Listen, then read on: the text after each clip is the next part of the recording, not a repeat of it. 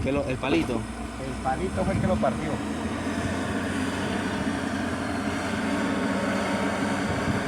Para bola, yo anclié la pajarita con las dos patas, que para probar el balde y estaba botando aceite.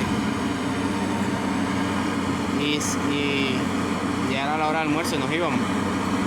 Como yo nunca había cogido la pajarita, le había bajado las patas, se me olvidaron. Y las puertas quedaron abiertas así. Quedaron abiertas.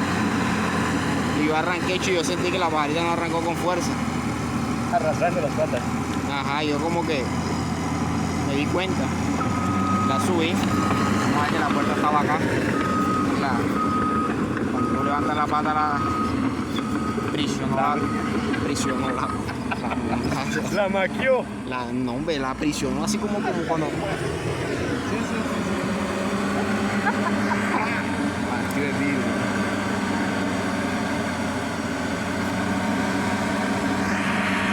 Y yo también apliqué la que dijiste tú, que la risa lo había cogido, me había entregado algo.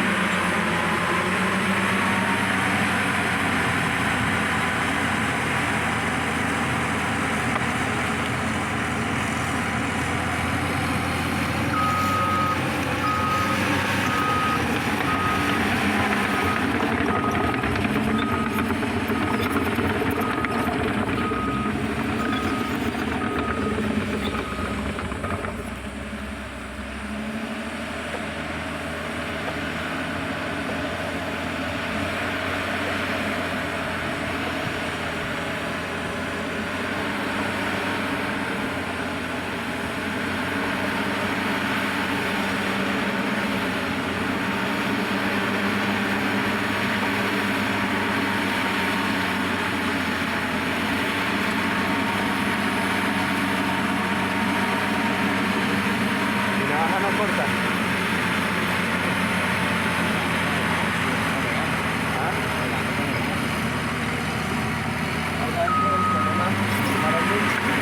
Mucho Más delgadito.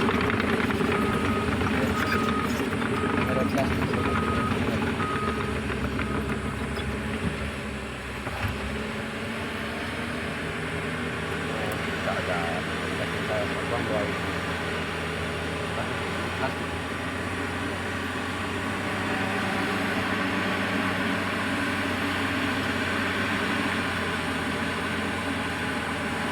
Ya,